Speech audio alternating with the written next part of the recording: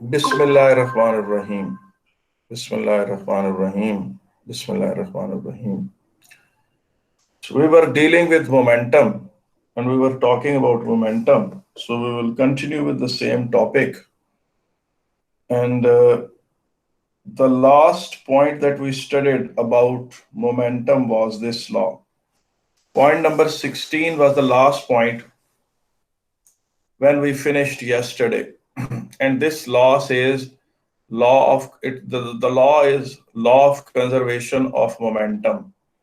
And the statement of this law is that in the absence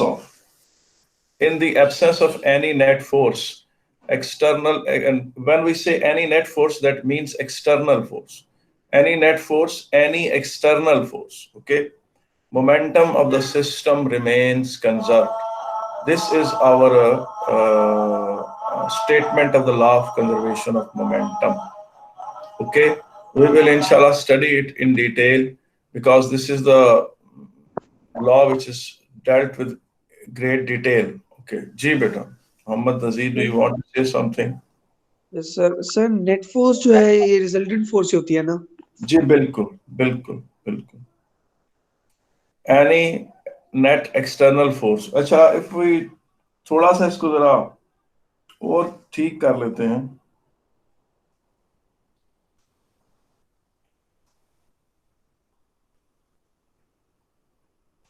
इसकी statement यूं कर लेते हैं. Any external resultant force. ये ज्यादा अच्छा लग रहा है. In the absence of any external resultant force, momentum of the system remains conserved. ये है जनाब सर हमारा. कंजर्व्ड से क्या मुराद मैं है? अभी उसी की बात कर रहा हूं. मैं भी इसी टॉपिक पे रुका रहूंगा आज पूरा पीरियड. हम इसी को डिस्कस करते हैं, अभी इसके सारे बातों को डिस्कस करते हैं. अच्छा जी, ये देखें, ये आपके सामने एक मास है m1. ठीक है कि नहीं? मास m1 है जो कि आ रहा है, वो आकर उसकी स्पीड u1 है. मास m1 है, उसकी स्पीड u1 है, और वो जाकर पीछे से टक्कर मारता है एक मास को जिसका जो मास m2 है, और उसकी स्पीड u2 है. पहले आप मुझे एक बात बताएं, अगर आप रोड पे जा रहे हैं, फर्ज करें ये रोड है, ठीक है कि नहीं? ये इस पे कोई गाड़ी जा रही है, ठीक है, और ये पीछे से कोई गाड़ी आकर उसको टक्कर मारती है. पीछे से किसी गाड़ी ने आकर उसे टक्कर मारी, तो आप मुझे बात बताएं कि पीछे से टक्कर तभी आकर लग सकती है if u1 is bigger than u2. ऐसा है कि नहीं? अगर collision will occur if v1 is bigger than v2, ये तो मुमकिन, ये बात तो तय है ना भाई. बेटा कोलिजन तब अकर होगा जब पीछे से जो आने वाली गाड़ी है उसकी स्पीड ज्यादा है. पीछे से आने वाली गाड़ी की अगर स्पीड ज्यादा होगी तो वो आगे वाली गाड़ी को आके टक्कर मारेगी. ऐसा है कि नहीं? जी जी सर है. ऐसा ही है, ठीक है. अब आप मुझे बताएं कि टक्कर के बाद m2 तेज हो जाएगा तो v2 जो है वो u2 से बड़ी होगी. टक्कर के बाद जाहिर है जिसको पीछे से टक्कर मिली है, फर्ज करें ये गाड़ियां जा रही थी, इसने उसको जाके पीछे से टक्कर मारी, तो अगली गाड़ी उस टक्कर के नतीजे में तेज हो जाएगी. यानी अगर उसकी स्पीड u2 थी तो v2 थोड़ी ज्यादा होगी. उसकी जो स्पीड है v2, that will be bigger than it's initial speed. और जिसने टक्कर मारी है उसकी स्पीड कम हो जाएगी. ये बात तय है कि नहीं है? उसकी इनिशियल स्पीड ज्यादा बड़ी थी. यानी ये तीन इनइक्वालिटीज ट्रू होंगी. पहली बात है कि u1 is bigger than u2. टक्कर लगेगी तब जब पिछली गाड़ी तेज होगी, और टक्कर के बाद जो जिसको पीछे से टक्कर लगी है यानी m2, उसकी फाइनल वेलोसिटी उसकी इनिशियल वेलोसिटी से ज्यादा होगी. और जिसने पीछे से आके टक्कर मारी है उसकी फाइनल वेलोसिटी उसकी इनिशियल वेलोसिटी से कम होगी. मुझे बताएं, आप इन बातों को एग्री करते हैं कि नहीं करते हैं? हेलो, करते हैं. ठीक. अब आप ये चीज देखें, अब मुझे बताएं कि m2 का मोमेंटम इंक्रीज हो जाएगा. जाहिर है m2 को टक्कर पीछे से लगी है, उसकी स्पीड तेज होगी, M2 का मोमेंटम इंक्रीज हो जाएगा और M1 का मोमेंटम डिक्रीज हो जाएगा। ऐसा है कि नहीं है? बेटा फर्ज करें आप दो दोस्त एक कमरे में बैठे हुए थे, दो दोस्त एक कमरे में बैठे हुए थे, बाहर से कोई बंदा नहीं आया। एक दोस्त ने अपनी जेब से 2,000 रुपये निकाल कर दूसरे बंदे को एक अपने दोस्त को दे दिए। तो जिसको 2,000 रुपये मिले उसकी वेल्थ इंक्रीज कर गई, और जिसने 2,000 दिए उसकी वेल्थ डिक्रीज कर गई। एक की वेल्थ जिस अमाउंट से इंक्रीज हुई, दूसरे की वेल्थ उसी अमाउंट से डिक्रीज हो गई, और total wealth in the room constant रही है, क्योंकि बाहर से किसी बंदे ने आकर उनको पैसे नहीं दिए। इसका मतलब यह है कि जब ये दो बॉडीज आपस में टकराई, तो एक का मोमेंटम ज्यादा हो गया और एक का मोमेंटम कम हो गया। जब दो बॉडीज आपस में टकराई तो क्या हुआ जनाब? एक का मोमेंटम ज्यादा हो गया, एक का मोमेंटम कम हो गया। एक का Sir, ignoring air resistance and बाकी सब friction. कुछ आप इग्नोर करें। एक का यानी कि सर कोई एक्सटर्नल फोर्स नहीं लगी तो टोटल मोमेंटम जो अवेलेबल है वो सेम रहा है। जी बिल्कुल, दोनों, एक का मोमेंटम बढ़ गया, एक का मोमेंटम कम हो गया। एक का मोमेंटम जिस अमाउंट से बढ़ा, दूसरे का मोमेंटम उसी अमाउंट से कम हो गया, और टोटल मोमेंटम कांस्टेंट रहा। ये है जी law of conservation of momentum. ये देखिए, ये है जी total initial momentum and it is equal to the total final momentum. ये देखिए, ये बात है, ठीक है जी। Total initial momentum is equal to the total final momentum. ये बात है कि दो, मैंने कहा कि एक ने दूसरे को टक्कर मारी, जिसने पीछे से टक्कर मारी उसकी स्पीड कम हो गई। इसमें तीन इनइक्वालिटीज हैं। टक्कर होगी तब, कोलिजन तब होगा when the velocity of the mass which is coming from back is more, the velocity u1 is more than u2, और इम्पैक्ट के बाद जो v1 है that is less than u1 and the v2 is more than u2। जिसको पीछे से टक्कर पड़ी है उसकी वेलोसिटी इंक्रीज कर गई है, और जिसने टक्कर मारी है पीछे से उसकी वेलोसिटी डिक्रीज कर गई है, और एक का मोमेंटम कम हो गया है और एक का मोमेंटम बढ़ गया है। Momentum of m2 increases, momentum of m1 decreases by same magnitude. ये देखें, ये जो लाइन है, ये देख रहे हैं आप, ये जिसके साथ मेरा एरो कर्सर मूव कर रहा है, ये है इनिशियल मोमेंटम ऑफ m1। ये मैंने मेरे ख्याल सारा कुछ उल्टा बना दिया, आई एम सॉरी। अच्छा, मैं भी आपके सामने इसको मिटाता हूँ सारे, ये मैंने बना दिया है उल्टा। क्या हुआ जी? क्या कह रहे हैं? सर जो आपने इनइक्वालिटीज लिखी हैं तीन ऊपर वो दिखा रहे हैं।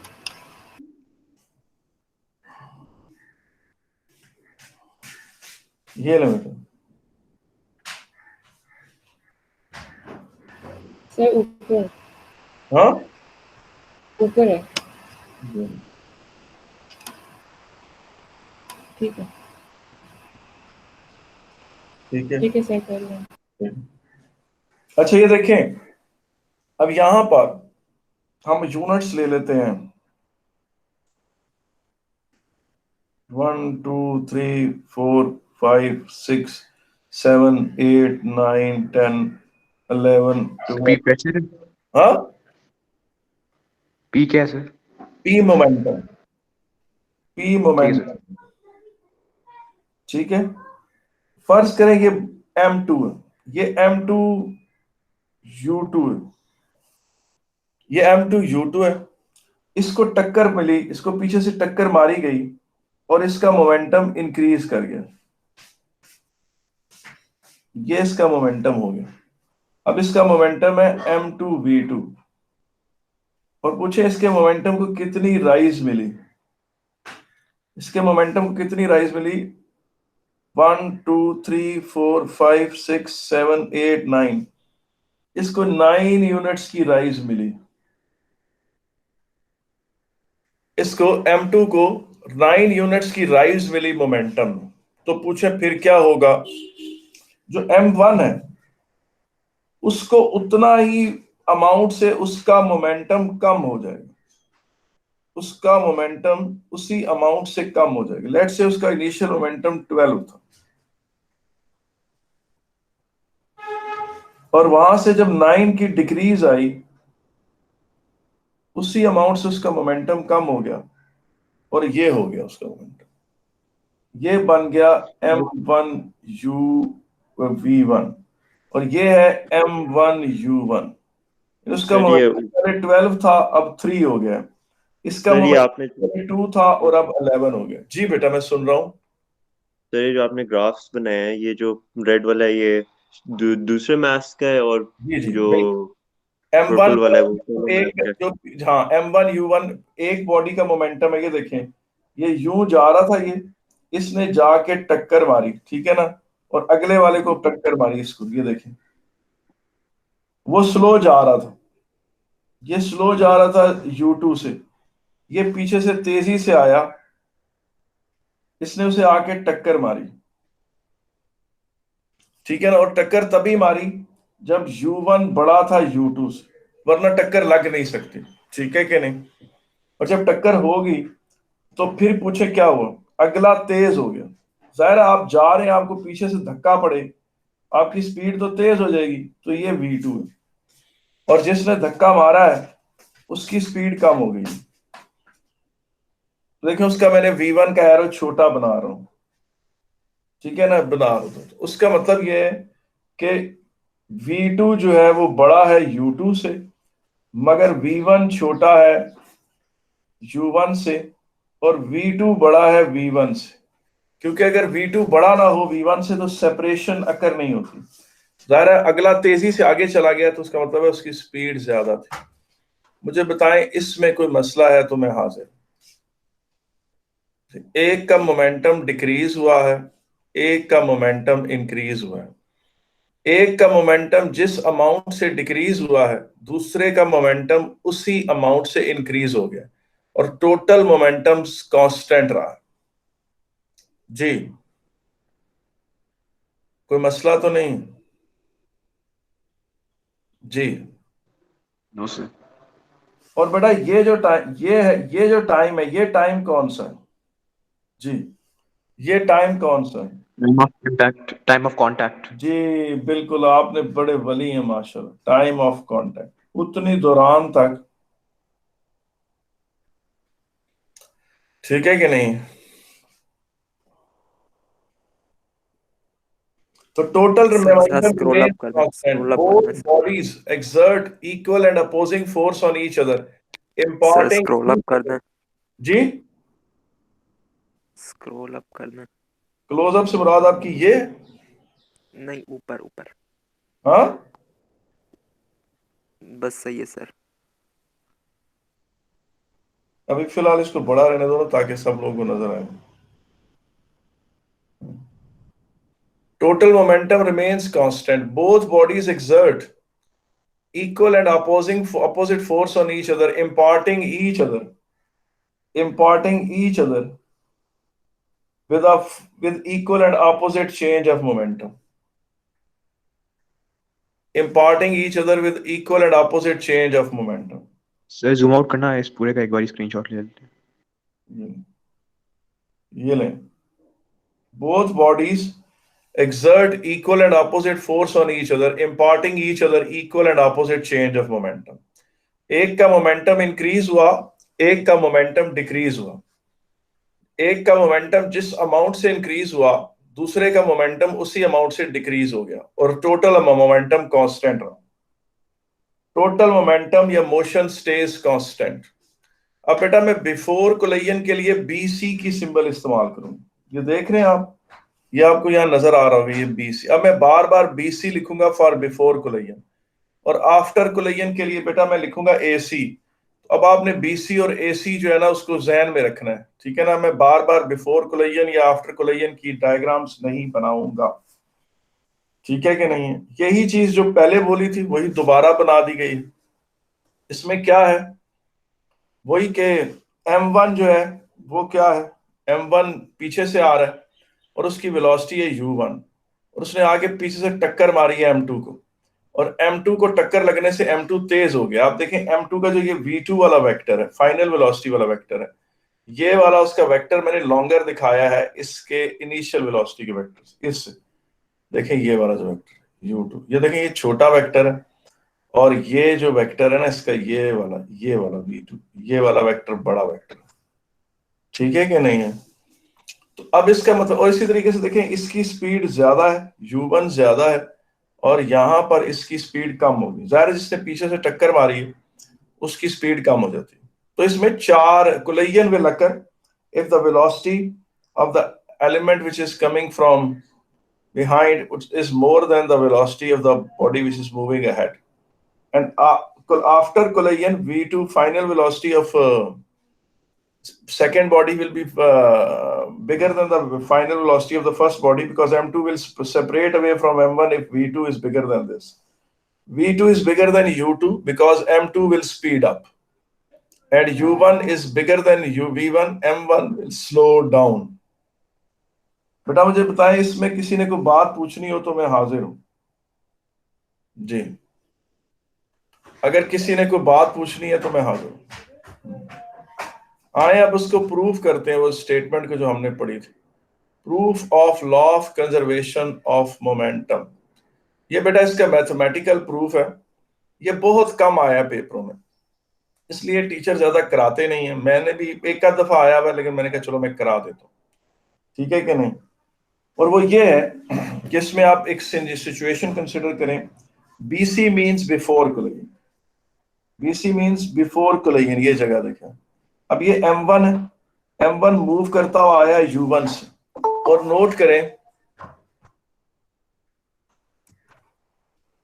M1 U1 जो है, U1 is bigger than U2, ठीक है ना। पीछे से आया U1 and U1 is bigger than U2, और दोनों ने एक दूसरे को यहां पर आकर इंपैक्ट किया, ठीक है कि नहीं। इसमें जो F2 है, F2 वो फोर्स है, force exerted by body 1 on body 2, और F1 वो फोर्स है, फोर्स एक्सर्टेड बाय 2 ऑन 1। दोनों ने both exerted equal and opposite force on each other, both exerted equal and opposite force on each other according to the Newton's third law of motion. According to the Newton's third law of motion, both bodies exerted equal and opposite force on each other. F1 is equal to minus F2, या F2 is equal to minus F1, ठीक है कि नहीं, ठीक है ना। One will get a rise in momentum, the other will get a drop in momentum, ठीक है ना। And the both bodies remain in contact for same time. Of course सीधी सी बात है, ये आपको मैंने ये सेंटेंस तो मुझे लिखना ही नहीं चाहिए था, लेकिन मैंने फिर भी लिखा है, इसकी वजह कि ये पेपर में एक दफा आया हुआ, ठीक है ना। क्वेश्चन देखें, अगर आप फर्ज करें आपसे कोई बंदा गले मिला है 3 सेकंड तक, तो आप भी उससे गले मिले हैं 3 सेकंड तक। ये सादी सी बात है, लेकिन इस बात को पेपर में पूछा गया है कि जनाब T1, पेपर में पूछा किस तरह गया, उसने कहा T1 वो टाइम है जितनी देर तक बॉडी 1 ने बॉडी 2 पे फोर्स एक्सर्ट किया, और T2 वो टाइम है जितनी देर तक बॉडी 2 ने बॉडी 1 पर फोर्स एक्सर्ट किया। तो आप T1 और T2 का रिलेशनशिप बताएं। अब ये क्वेश्चन इस तरह से पूछा गया कि बंदा एग्जामिनेशन में बैठे हुए कंफ्यूज हो जाए। हालांकि सादी सी बात है कि T1 T2 के बराबर ही होगा, क्योंकि अगर एक बॉडी दूसरी बॉडी को 3 सेकंड्स के लिए टच करती है तो वो भी उसको 3 सेकंड्स के लिए टच करती है। इसलिए मैं कहता हूं कि खुद भी पढ़ना चाहिए ताकि बंदे को पता हो, पास पेपर करने चाहिए बहुत ज्यादा दबा के, ताकि बंदे को कंफ्यूज नहीं होना चाहिए। अच्छा ये चीज क्या जी, सही, final momentum minus initial momentum over change in time है जी बिल्कुल। फॉर्मूला। पहले मुझे बताइए ये एब्रीविएशन क्या है, ये क्या लिखा हुआ है मैंने। Applying Newton second law of motion. हाँ ऐसे, ये बेटा कोई फिजिक्स की स्टैंडर्ड एब्रीविएशन नहीं है, ये मैंने खुद से बनाई हुई है। लेकिन अगर आप ये पेपर में लिख देंगे तो कोई आपको इसकी पनिशमेंट नहीं देगा, एग्जामिनर को समझ आ जाएगी कि ये कहना क्या चाह रहे हैं। ANSLM का मतलब है applying Newton second law of motion. ये आप अपने फिजिक्स की पेपर में भी लिख सकते हैं और अपने मैकेनिक्स 1 के पेपर में भी लिख सकते हैं, ठीक है ना। Applying Newton second law of motion on M1 पर आपने लगा दिया, तो ये जनाब आपने Newton second law of motion लगाया। किसी को इसमें मसला हो तो मैं हाजिर हूं जी, बेटा किसी को इसमें ना मसला हो तो मैं हाजिर हूं जी। लो सर। सर एक सवाल है जी, मैं सर, सुन रहा हूँ बेटा। बस इनकी स्पीड्स में फर्क होगा ना, ये जो फॉर्मूलाज है मैथमेटिकल इक्वेशन, बस बाकी तो सेम ही रहेगा। बाकी सेम ही रहेगा, बिल्कुल आप सही कह रहे हैं। और देखो इसी में भी applying Newton second law of motion on m2 करो तो ये आ जाता है। ठीक है, अब आगे चलते हैं, यहां से हम आगे आगे move ahead. According to the Newton's third law of motion F2 is equal to minus F1. According to the Newton's third law of motion, F2 is equal to minus F1. तो ये किसके बराबर होगा?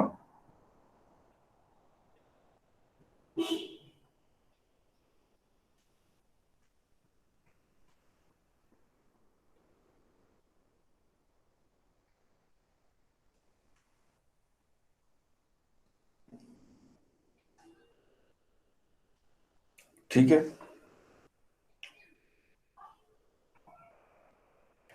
अब मुझे बताएं कि इससे ये टाइम तो कैंसिल हो गया। Sir F2 is equals to minus F1. जी जी, वेक्टर हैं दोनों, both exert equal and opposite force on each other. ठीक ठीक है है ना, sir. One give rise to momentum of other, the other give rise to, the other give drop to the other body. एक का momentum increase हुआ, एक का मोमेंटम डिक्रीज हुआ। both exert equal and opposite force on each other, imparting each other equal change of momentum, equal and opposite change of momentum.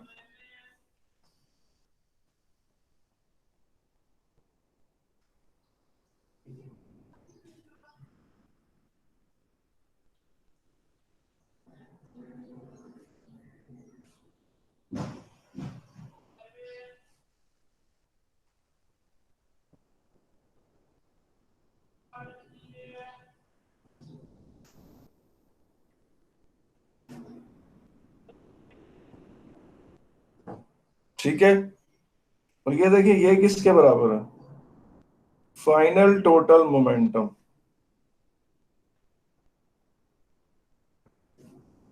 और ये कितना किसके बराबर है?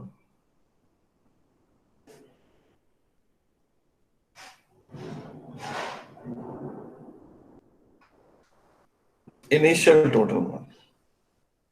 को मुझे बताए, बात ना समझ आई हो। सर नेगेटिव का साइन, सर नेगेटिव का साइन उधर है, आपने उसके बाद क्या किया है, साइन कैसे चेंज किए हैं?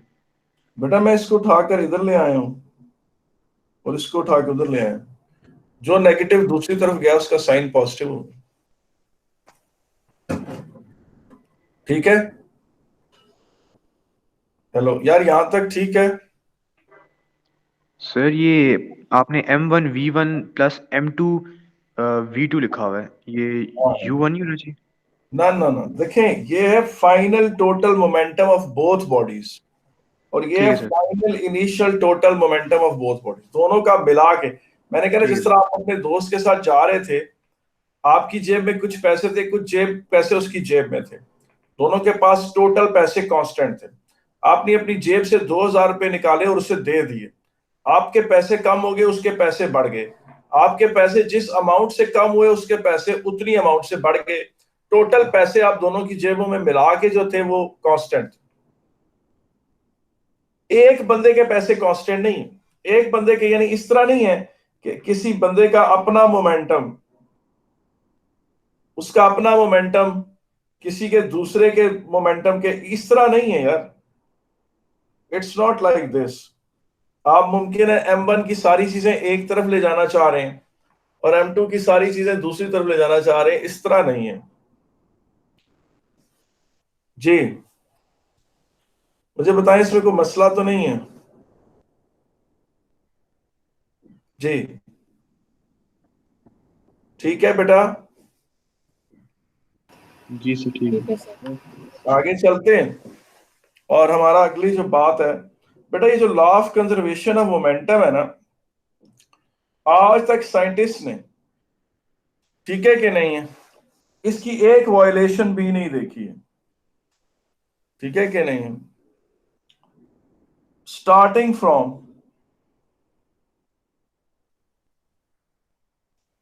collision between electron and positron, आपको पता है ना पॉजिट्रॉन क्या होता है? No sir. हाँ, positron no sir. Positive electron. ये देखिए, ये इलेक्ट्रॉन है, ये यूं जा रहा है, और ये एक पॉजिट्रॉन है, ये यूं जा रहा है। प्रोटॉन नहीं कहते उसको? ये प्रोटॉन नहीं है बेटा, इसका मास इलेक्ट्रॉन जितना होता है। पॉजिटिव एक इलेक्ट्रॉन, इलेक्ट्रॉन के मास वाले, एक इलेक्ट्रॉन के मास का सब एटॉमिक पार्टिकल जिसके पास एक पॉजिटिव चार्ज है। जी एंटी बिल्कुल, ये मैटर। पॉजिट्रॉन।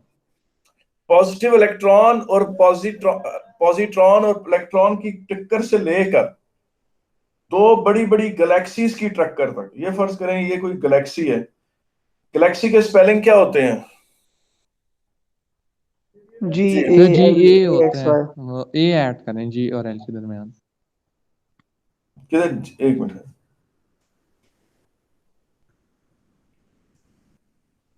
बेटा दो गैलेक्सीज के दरमियान, ये गैलेक्सी है और ये कोई और गैलेक्सी है। बेटा दो गैलेक्सीज के दरमियान जो इम्पैक्ट है, वो मतलब इलेक्ट्रॉन और पॉजिट्रॉन के टक्कर से लेकर उसके इम्पैक्ट से लेकर, starting from the impact of an electron and positron and then going up till the impact of the two galaxies, physicists never seen a single violation of law of conservation of momentum.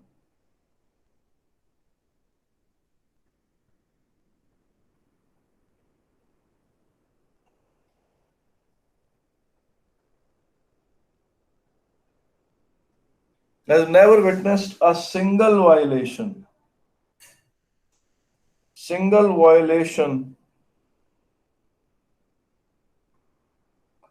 of law of conservation of momentum.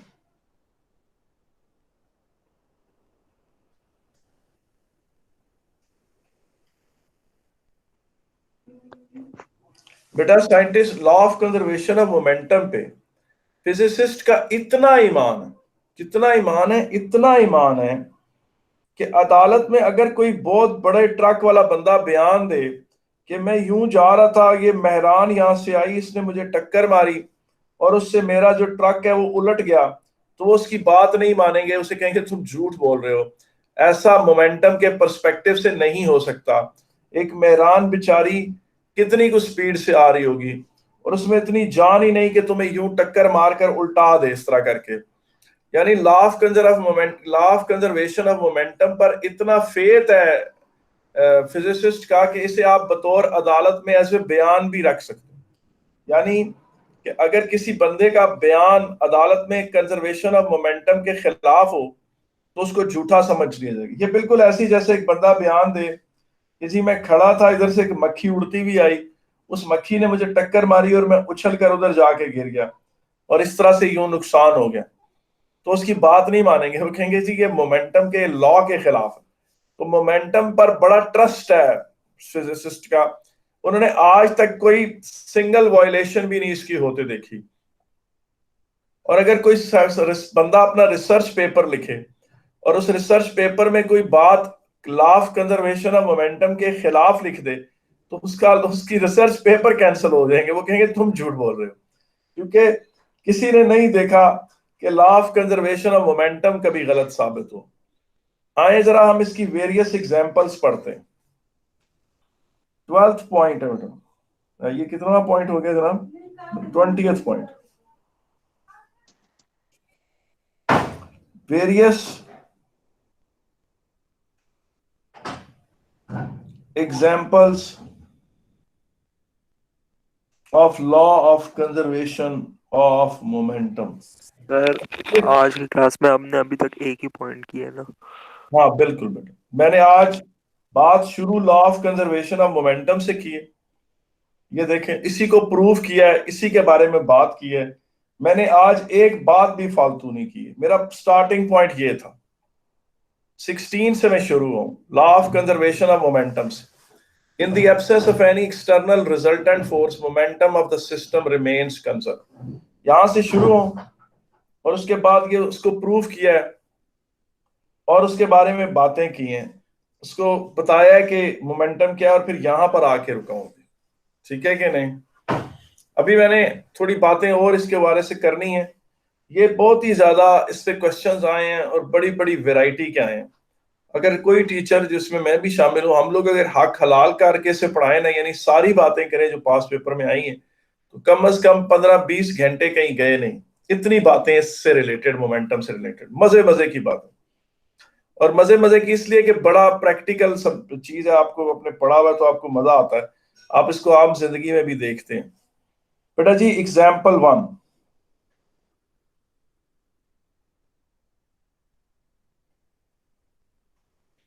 Example 1 ये है कि ये है BC और ये है AC। ये मास, ये इसका मोमेंटम U1 है, ये मास M1 है, और ये एक बॉडी थी जिसका मास M2 था, ये U2। ठीक है कि इनकी हुई टक्कर, टक्कर हुई, तो फिर क्या हुआ? इसकी स्पीड हो गई कम। ये तो केस अभी आपने देखा है, और इसकी स्पीड होगी बढ़ गई। इस पे law of conservation of momentum अगर आप लगाएं तो कैसे लगाएंगे? M1U1 plus M2U2 is equal to M1V1 plus M2V2। ये है जी लॉ ऑफ कंजर्वेशन। ये एग्जांपल अभी आपने पढ़ी है, इस पे ज्यादा टाइम लगाने की मुझे जरूरत नहीं है। आगे चले जनाब। Example 2।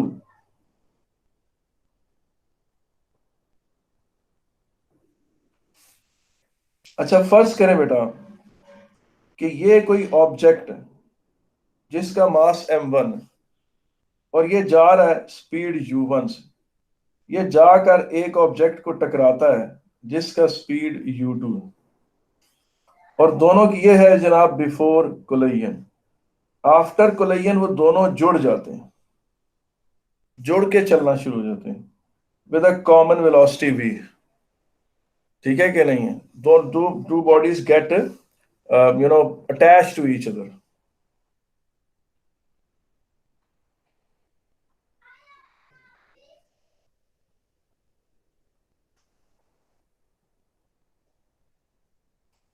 Both bodies coalesce with each other. ये कोएलेस के स्पेलिंग मुझे मेरे ख्याल है गलत है। सर इसका नाम क्या होगा V3? हाँ जी, इसका नाम इसको आप V3। M1 रखें, ओके सर। सर वेलोसिटी का नाम क्या होगा इसकी? कॉमन वेलोसिटी, बस एक वेलोसिटी बस। Okay sir.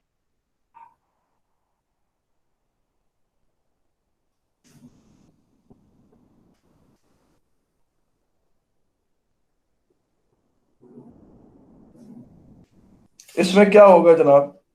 Initial total momentum is equal to final total momentum. Initial sir total momentum जी। इसमें जुड़ कैसे गए दोनों ऑब्जेक्ट्स? पहले वाले एग्जांपल में तो नहीं जुड़े थे आफ्टर कोलिजन। जी दोबारा बोले, आपने क्या कहा मैडम? मुझे आपकी आवाज समझ नहीं आ रही। सर इस एग्जांपल में आफ्टर कोलिजन दोनों ऑब्जेक्ट्स जुड़ कैसे गए? फर्स्ट एग्जांपल में तो नहीं जुड़े थे। एक दफा दोबारा बोल, क्या कह रही हूँ? सर इस वाले एग्जांपल में दोनों ऑब्जेक्ट जुड़ कैसे गए आफ्टर कोलिजन? फर्स्ट एग्जांपल में तो नहीं जुड़े थे। नहीं तो वो डिपेंड करता है कि अगर उनमें फर्ज करो कि वो लॉक हो जाए, जिस तरह पीछे से बाज का गाड़ियां इस तरह होती है कि उसके किसी का एक पार्ट दूसरे के किसी एक पार्ट के साथ अटैच हो जाए, फंस जाए, तो वो चीजें इकट्ठी चलती रहती है। जिस तरह ट्रेन है, आपको पता है ट्रेन जब टक्कर मारती है तो क्या करती है?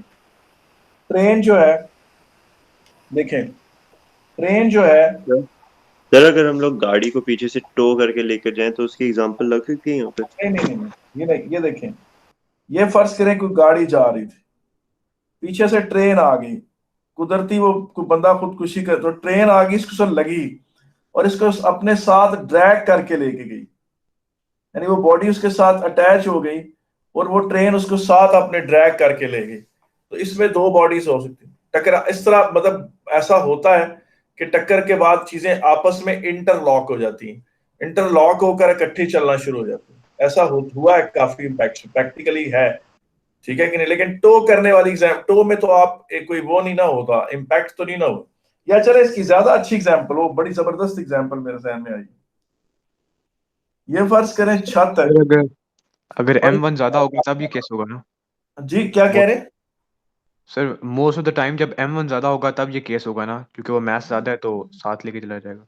ये जरूरी तो नहीं, मैं जो एग्जांपल देने लगा उसमें M1 छोटा है। ये देखिए, ये एक वुडन ब्लॉक है धागों से लटका। ये बेटा क्या है? वुडन ब्लॉक है। ये वुडन ब्लॉक है, धागों से लटका हुआ है, suspended from strings, suspended with the help of strings.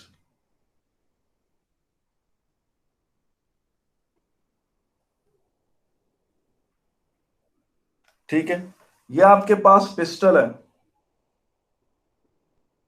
इससे आपने फायर किया, ये बुलेट निकली इधर से, ये बुलेट है, ये M1 इसका मास है, इसकी स्पीड U1 है।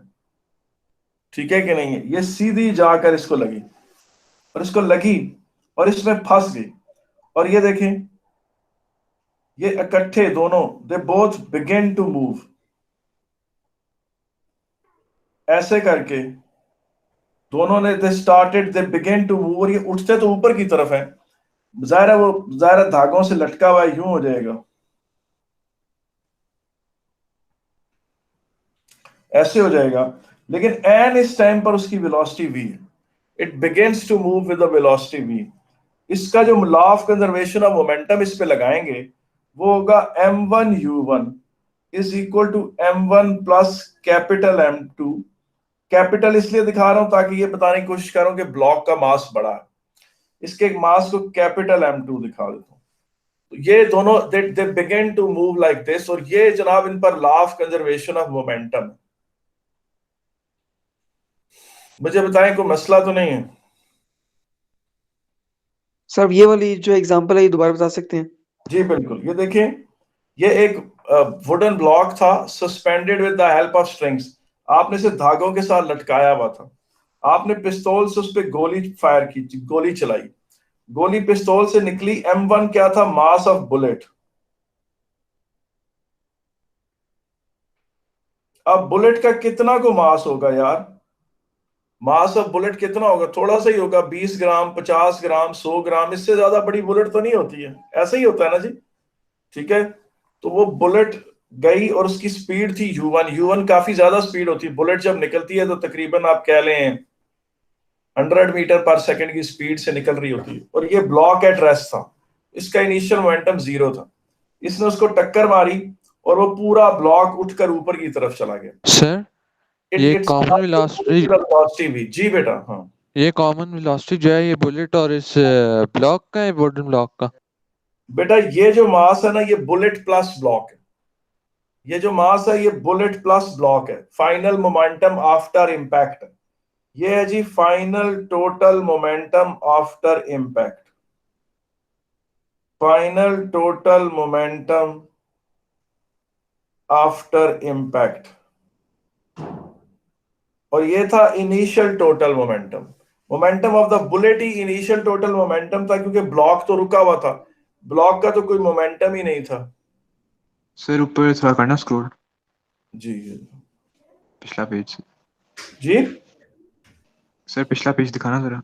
जी जी, वो उसमें उसमें मैंने मास M2 को मूव सर करते आपने थे, फॉर्मूला डिफरेंट क्यों लिखा था उसमें? इसलिए कि एग्जाम्पल 2 में जो मैंने मास लिखा है उसमें M2 को भी मैंने मूव करता हुआ दिखाया।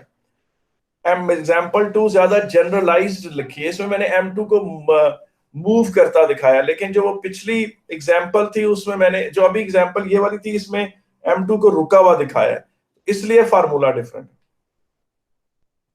सर मतलब वो कोलाइड होके आगे नहीं मूव किया था उन्होंने? नहीं, ये शुरू में तो रुका हुआ था ना, शुरू में तो ये U2 0 था ना इसका। अच्छा ठीक है सर, समझ आ गया। शुरू में तो मोमेंटम था ही नहीं, उसमें मैंने Yes, शुरू में भी एक मोमेंटम दिया हुआ है। ठीक है सर। आपको पता है, आपने नाम सुना है मैडम परवीन शाकिर का? No sir. बेटा मैडम परवीन शाकिर जो थी वो उर्दू की बहुत मशहूर शायरा थी, बहुत फेमस पोएटेस थी उर्दू की, बड़ी इंटरनेशनल फेम था। मतलब ये इस तरह की बातें सुनाते बुरा दिल दुखी होता है। आपने अगर F7 पे देखा हो तो F7 और F8 के जो F7 की सर्विस रोड है उसके ऊपर लिखा हुआ है परवीन शाकिर रोड, उसी रोड पर उनकी एक्सीडेंट हुआ था और 1994 में उनकी डेथ हुई थी। इस तरह से था कि वो अपनी कार में जा रही थी, उनको एक बड़ी बस वाले ने टक्कर मारी थी सुबह सुबह, और उनकी गाड़ी को अपने साथ घसीटता हुआ ले गया था काफी देर तक। तो जब वो काफी डिस्टेंस के बाद वो बस रुकी, फिर वो बस वाला शायद भाग गया, तो मैडम को जब उन्होंने बाहर निकाला अपनी उनकी कार से, तो बेचारी बिल्कुल बहुत शदीद जख्मी थी। जब वो हॉस्पिटल पहुंची तो वो ऑलमोस्ट बहुत ज्यादा जख्मी हो चुकी थी। तो इस तरह जो है ना वो जो उनकी फिर मतलब डेथ हुई, एक बहुत ग्रेट पोएटेस की। उसमें भी ये law of conservation of momentum है कि ये जो ट्रक वाला है ये U1 से आया, उस वक्त उनकी गाड़ी चल रही थी जब टक्कर हुई, तो उसके साथ ही वो उनको घसीटता हुआ जब इकट्ठा वो गाड़ी उसकी जद में आ गई, तो वो दोनों एक कॉमन वेलोसिटी से मूव करके आगे गए। उसके ऊपर फिर ये वाला फार्मूला लगता है, एग्जाम्पल 2 वाला। एग्जाम्पल 2 में मैंने जो ये लिखा है इसमें मैंने U2 0 नहीं ली, जब ब्लॉक की एग्जाम्पल दी तो उसमें U2 0 था। जी मुझे बताएं इसमें कोई मसला तो नहीं है? हेलो। नहीं हाँ नहीं सर। सर। अच्छा बेटा, मैं आपको एक छोटी सी बात बताना चाहता हूँ। जब भी आपने देखा मैं एक टॉपिक पढ़ाते हुए दूसरे टॉपिक के बीच में एक विंडो खोल देता हूँ, मजबूरी ये होती है कि पेपर में क्वेश्चन अकेले टॉपिक पे आता कोई नहीं, हमेशा कनेक्ट होकर आता है। अब ये जो एग्जाम्पल आपके सामने है ब्लॉक वाली, इसको हम ऐसा कर लेते हैं, एग्जाम्पल 3 डिक्लेयर कर लेते हैं। ये पास पेपर में टोटल मैंने इसको 3 दफा देखा है, ये तकरीबन 3 दफा आई है, लेकिन जब भी 3 दफा आई है ये कभी भी अकेले मोमेंटम पे इसका क्वेश्चन नहीं होता, उसके बाद वो ये वाला क्वेश्चन लाजमी लगाता है। देखिए अब जब उनको टक्कर होगी तो वो दोनों उठ के ऊपर की तरफ गए हैं ना, इस पे law of conservation of energy भी वो लाजमी लगवाते हैं। यानी पेपर में, एक ही पेपर में मोमेंटम का भी पार्ट होता है और उसी के साथ law of conservation of energy होती है जी, लॉस ऑफ काइनेटिक एनर्जी। अब आप देखें हम वर्क पावर ऑफ एनर्जी तो नहीं पढ़ रहे, लेकिन ये पेपर में क्वेश्चन उसके साथ कनेक्ट होकर आता है कि ब्लॉक जब, यानी ये ब्लॉक था, यूं ब्लॉक था, इसको बुलेट ने आके मारा, ठीक है कि नहीं, जब तक इस पोर्शन में वो लगवाता है law of conservation of momentum. इस पोर्शन में वो क्या लगवाता है, law of conservation of momentum, कि m1 mass of bullet into u1 velocity of bullet, ये इनिशियल टोटल मोमेंटम है, क्योंकि ब्लॉक का तो मोमेंटम है ही नहीं है। फिर जब दोनों जुड़ जाते हैं तो फिर मूव करते हैं, ये तो उसने लगवा दिया law of conservation of momentum. मगर इसी क्वेश्चन में फिर वो कहता है कि जब ये चीज ऊपर जाए और यूं ऊपर उठती है और ये हाइट h क्लाइम करती है, तो आपने फिर ये भी लगाना होता है लॉस ऑफ काइनेटिक एनर्जी।